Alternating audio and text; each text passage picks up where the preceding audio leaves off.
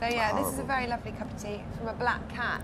Yeah, now, do you consider black cats lucky or unlucky? Lucky. Lucky. Definitely. And? Well, when I was little, I read a book called Kavanagh, which was like a little kid's book about a witch's cat who was totally black. And then also, what's the other one? Not Matilda. What's the worst witch? Oh, right. The worst witch, yeah. And she had a black cat. But they were all the coolest kids, always had black cats, so I thought they were good. So where do you think the superstition comes from? Like, some people get really freaked out by black cats. I think everyone needs some excuse to be frightened, I suppose, sometimes. Or a reason why something might go bad. But then I think when you think that, you just make something, you just create your own build it, yeah. So so that means you don't have any superstitions? Because my life is perfect. Yeah. No, I do have superstitions, but I think it's more about like. Do you want to share them, or are you afraid that people might prey on them if they know them? Yeah, just send me loads of black cats in the post. Yeah. Well, my mum just got married a couple of weeks ago, and I said, "Have you got something borrowed in blue and all that?" So, and she was like, "I don't really believe in that," and I didn't think I did, but I thought if she didn't, it might be terrible bad luck. So, so there's a few like traditional ones, but then I think just in terms of my own mind, I try not to think bad thoughts too much because you can put it out there and you don't know what's going to come back. Well, it's like you have all these cells, and if you start using them for bad thoughts, they'll just turn into bad cells, probably. I think it could be repressed bad feelings that turn into a physical thing, but then again, some people genetically have that, so it's difficult. I know, and that's a terrible generalisation to make. I know what you mean. But generally, I mean, if you think about just maybe not that specifically, but just illness in general, they say that your body is your barometer, like it's your compass. It shows you when you're not feeling right. And so obviously if you're repressing a lot of sad feelings or stress or tension, then it comes out in a physical way to tell you that you need to chill, sort your head out. Yeah. And is there any particular type of emotions you would like to instill in people or evoke? Or? I think even though people say the music's quite dark, and I have this whole kind of thing of like, oh, spooky, dark, crazy, I think the thing that makes me the happiest is when I instill like a feeling of elation, or like a feeling of highly charged emotion, and so things like love and sexuality and dreams and imagination are What's a really girl important. to do? Like that Lisa, and you know who the present's from. It was Lisa that first told me about you. I was at her house a few months ago, and she was like, "You have to see this video. It's unbelievable." And she sticks this video for What's a Girl to Do. And like, so I'd never heard of you, never heard any music, never seen a thing. So I'm just watching this unfold, and you think it's kind of known as that, and it's just like, I love seeing anything without knowing anything about it. I think it's the best way to see a movie or read a book. So like that one, I was just like, oh my god. Oh, yeah. Well, it is the darkness, but it's like. It's the beauty in the dark things, I think, that are important. And what's the story behind the video? There's obviously some friends involved. Well, the boys that were the BMX bikers were all like 18 to like 20-something-year-old boys that all like professionally do BMX stunts and jumps and stuff. And throughout, like when I first met them at the beginning of the day, they're like, yeah, right, yeah, well, you know, like really kind of off. Yeah, and gradually, it was a 22-hour shoot, so we all got pretty close. But it was that really one take? Yeah, well, it's one take, and then as it pans away, we had to, because we didn't have one stretch of road long enough to do the whole thing, and then we had to set up ramps and stuff. So it's quite a long. I mean, when you're cycling, we need a really long stretch of road, but it was too, and so all the jumps and them cycling behind me, that's all real. Really? But they were such sweethearts. They were really, really lovely, and we had a real laugh. I mean, it was grueling, and they were really tired, and it was raining, so they fell over and stuff. So I was feeling really. Where did the idea come from? I mean, are you a bike person? No, but I'm in terms of. I mean, the original idea that I wanted was that I wanted it to be like something out of E.T. or The Goonies or Karate Kid and all those films that I just really inspire me and my music and everything. So I was trying to think about what the link between all of them is, and all of them feature a moment where all the kids go out on their bikes with hoodies on and just like venture out into some scary place or commune with an alien or something. And so I just sent that out in my email, and then Dougal Wilson, who directed it. We sort of worked really collaboratively, but he came out with a really good, simple idea of having the bikes in formation, which was so spot on, but I couldn't have thought of something as simple and effective. And it's mad kind of thinking that video, it's like you're a representative, you know, or how you represent yourself, and you can only put, like, I believe, for example, every single photograph is a product of every single thing that brought all those people to the time in the photograph. Like, that's the story behind every single person. So like every single thing you do, whether it's deliberate or not, conveys or should convey how you feel about the world, or what you're saying about the world. You mean like the layers behind what you see, like a painting? Yeah. And I think that video really conveys the sense of fun that you are hoping to convey. Because all this stuff about the mood it's just lazy journalists just kind of going, oh, she mentioned Halloween there, so, you know, she must be a dark. witch. Yeah. Well, I think that, I mean, that's obviously the initial impression that comes across, and that's fine if that's what people want to gain from it. But I think that actually, you know, I can't avoid the fact that I am really silly, and I like, you know, having a laugh and dancing, and I like Prince and 80s music and the bangles and stuff, and there's all that side of me that's like really quite positive and sort of it's great inspired to hear. And just believing in magical, beautiful things. But I think because of just the way I am as well, it's that there's no kind of distinction between the dark and the light things. All together they create something beautiful for me. So I can go between the two, and it doesn't sort of, it's not that I have to be one thing or the other. No human being's just one thing. Not at all. We're all a multitude of... You used to be a teacher. Yeah. Well, a nursery school, like I worked in a nursery school, and I also did play work, which is like for youths, and you know, like kids up to about 12 years old, and so the nursery school thing was like for the little wee ones, and then I did after school stuff.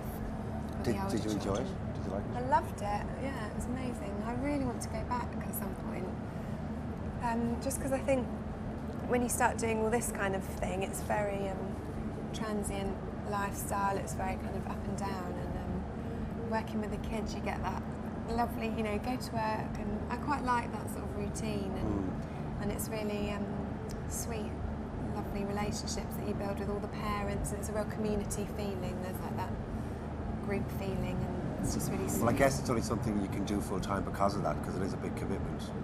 It is a big commitment, and I mean, where we were, it was good because they'd have different adult volunteers coming in regularly to teach the children like a diversity of different relationships and different people from different places and different age groups. And I think that, you know, a lot of the time people are frightened of children being exposed to like different adults, but actually at that place the kids were really trusting, and there was a good relationship built up. So they didn't mind if you weren't in every day, but they'd say, oh, I missed you if you didn't come in, or, you know.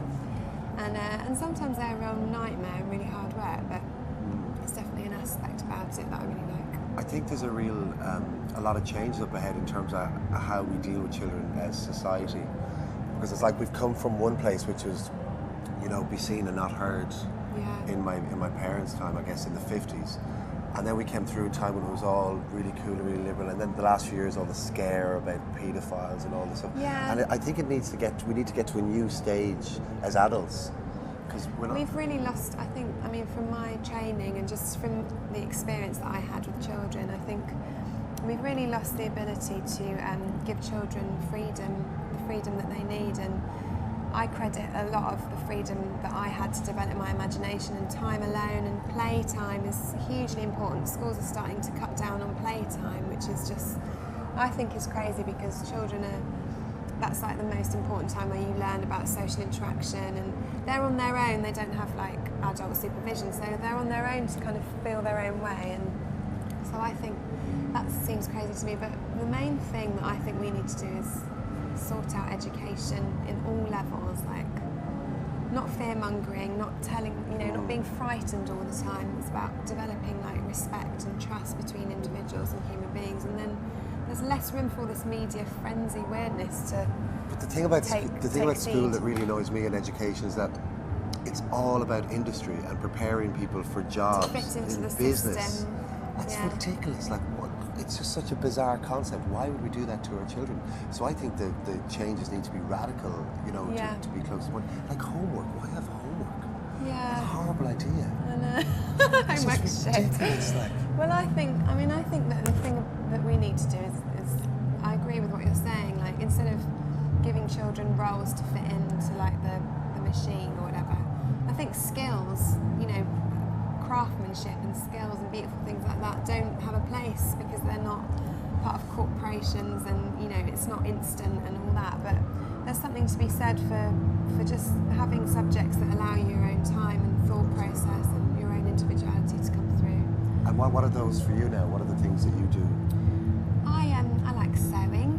When all us girls, when we're on the bus, the 3 girls that play with me, and we like doing our patchwork quilts and stuff. Cool. I'm just doing some shadow puppetry cutouts at the moment because I've got a show at the Coco. It's a special show that we're all organising to have sort of extra orchestral players and projections. So I'm making like a shadow puppetry projection thing. When's that going to be? That's on the 29th of October. It's in London. So, yeah, I mean, I think craftsmanship is something that kind of really interests me, and just to see a piece of work that's taken time and has like something there, a bit of history in it. Yeah. But do you still play, like still go tinkering around in the fields and taking a twig and sticking it? We did that yesterday.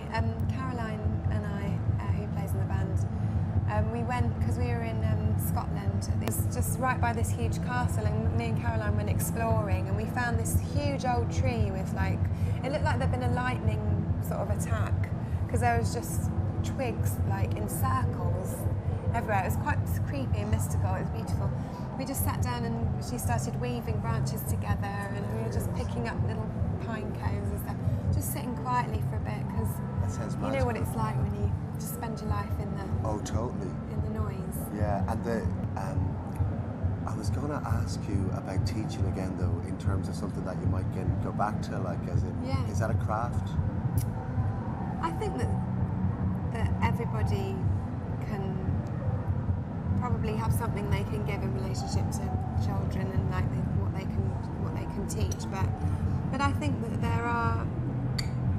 there's certain craftsmanship to teaching. There's certain special qualities that make it easier, and I think it's just maybe the ability to let the child develop without trying to stunt them too much or control them too much, and to let children kind of make their own boundaries.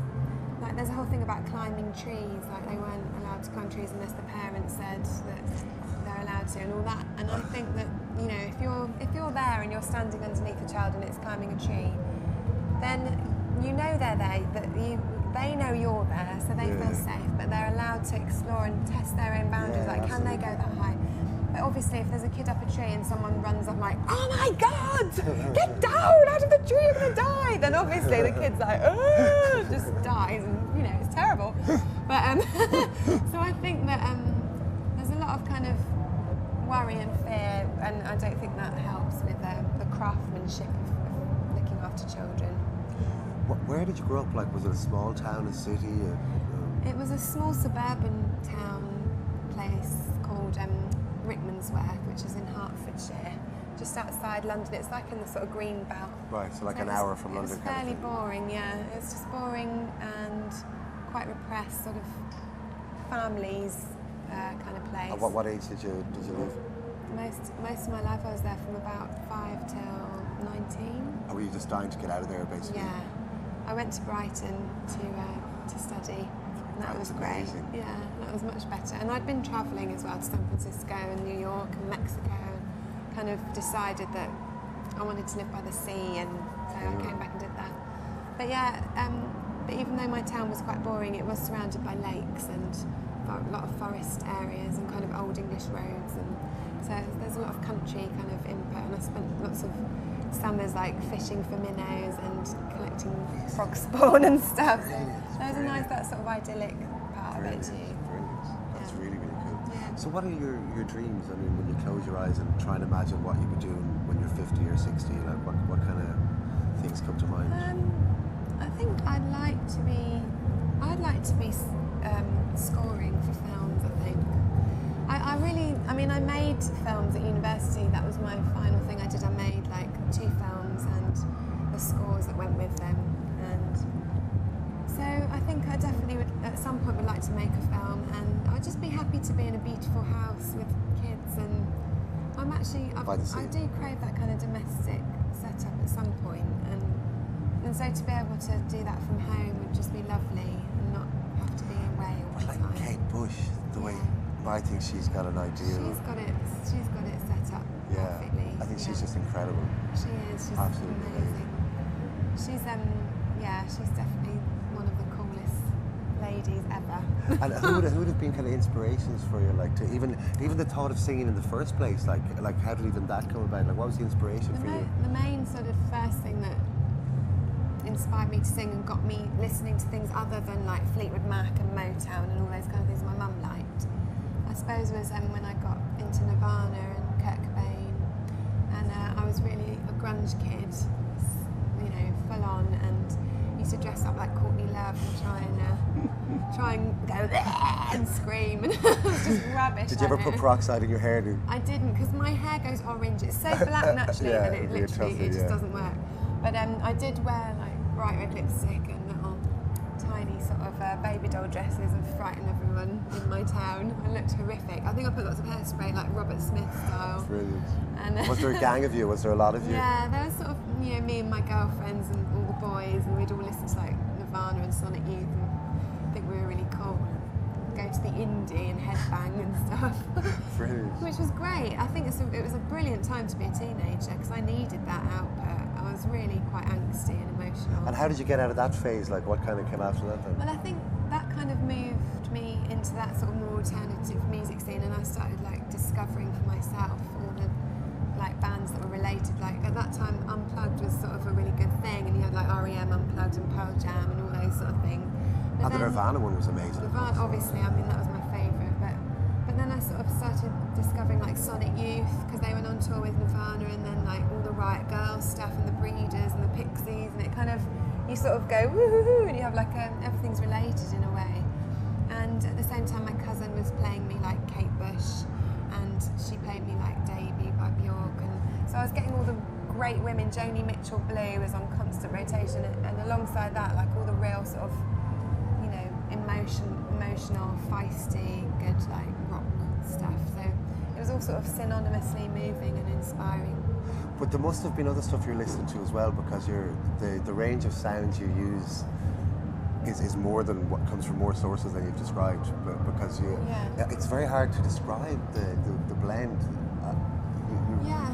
Well, I also was listening to, when I went to university, I started discovering more like composers and different like eras of music, so it was going back more, and I just really loved I remember listening to like Gorecki. He did like beautiful classic, that, but he's also got a choral works which are just phenomenal, like huge choirs of which ones would you recommend?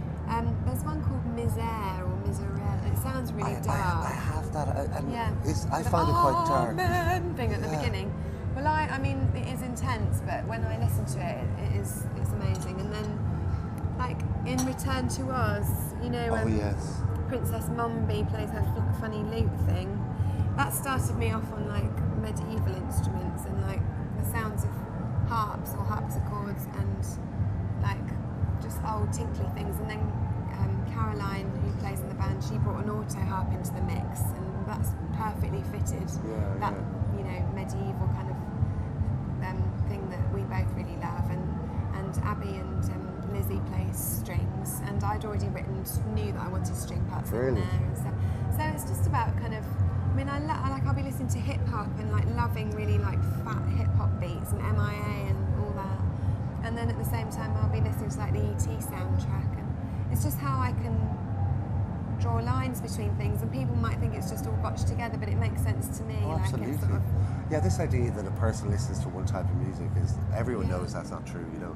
And it's really funny how people try and put people in boxes all the time, and every single person knows they won't fit in a box. So why do we believe them when they try and put us in a box? Well, I think it's just people like the instantaneousness of saying, oh, I like that band because they do that form of music or whatever. But it really baffles me because just depending on how you're feeling, like you want to write different types of songs. You've got love songs and angry songs and sexy songs. So why not give those different sonic qualities as well, instead of just kind of, I mean, it's like if you had a boyfriend and they just wore red every single day and had exactly the same hairdo for 30 years, you might get a little bored.